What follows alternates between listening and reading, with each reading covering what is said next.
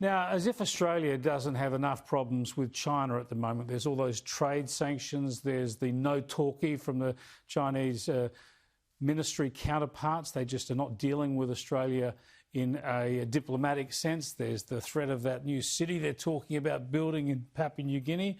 Now, an Australian dual citizen, Cheng Lei, a television host who's been in detention in China for 6 months, has been charged with allegations of spying, of dealing in official secrets. Here's what Foreign Minister Marise Payne had to say about it today.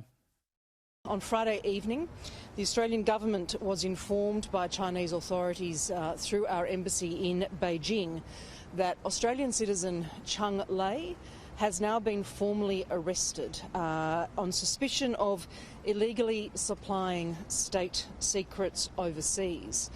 Ms Cheng has been detained in China since August of 2020. The progress to formal arrest within the Chinese system means that the matter concerning Ms Cheng has now entered the formal criminal investigative phase.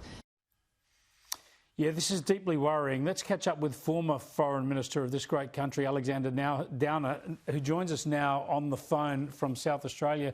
Good to speak to you again, Alexander. How worried should we be about an Australian in this situation? It's so opaque when it comes to the Chinese criminal system, especially when there are allegations relating to spying.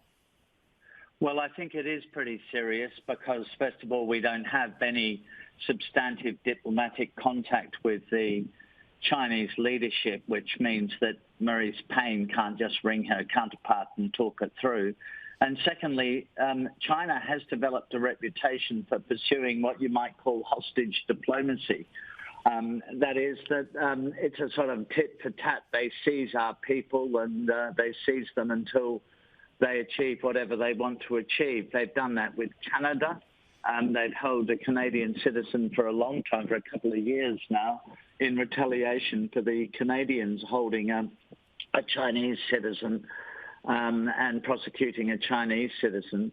And there was quite some time ago, just before Cheng Lei was detained, there was an incident where ASIO apparently raided the premises of 4 Chinese journalists operating in Australia. And this could very well be retaliation for that. But, I mean, suggest that a journalist is spying is just absurd. Of course, she's not a spy.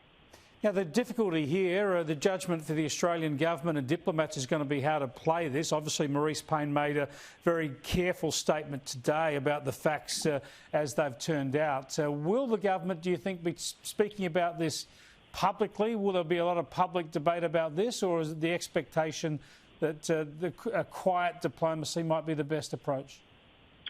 I think quiet diplomacy is always the best approach in these cases, because otherwise you increase the stakes. The country which had seized one of your people faces the prospect of political backdown and humiliation if you raise the stakes. So you want to go quietly, and the Australian government has been pretty quiet. I mean, Cheng Lei was detained, I think, about 6 months ago, and the government hasn't been talking a lot about it. But I'm sure the embassy in Beijing has been doing everything it can. And the best advice I could give them, knowing, having been through so many of these consular cases over the years, is that the less said publicly, the better. On the broader strategic issues of China's involvement in our region, of course, we've known for a long while about their infrastructure push into the South Pacific, but the idea of a massive investment in a city and port right at the southern point of Papua New Guinea, just across Torres Strait, how much store do you put in that proposal, and how worried should Australia be? I don't put much store in it at all. The idea that a Chinese company would spend billions and billions of dollars investing in building a city in the southern part of Papua New Guinea it's fanciful. The risk to the investor would be absolutely huge. And, you know, how would such a city generate revenue? What would people do in such a huge city? So I don't think, I mean, fishing, you don't need a huge city for fishing.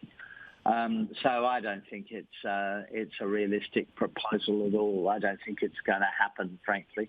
I think it's pie in the sky stuff. But, so they're probably getting some satisfaction out of creating controversy in Papua New Guinea as well as Australia. But I'm not surprised the Papua New Guinea Prime Minister says he hasn't even heard of the proposal. Now, just very briefly, Myanmar, is this the end of a flirtation with democracy?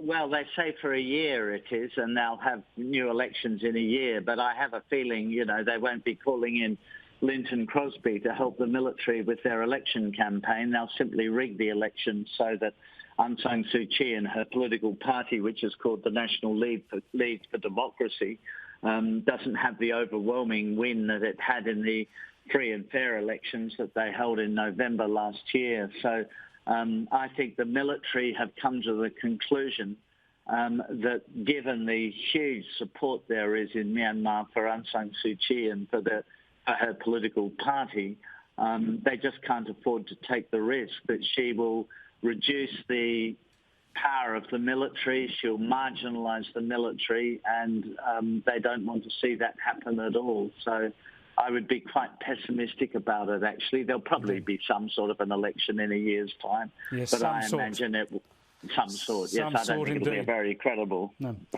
Alexander Downer, good to talk to you again. Thanks for joining us. Pleasure, Chris.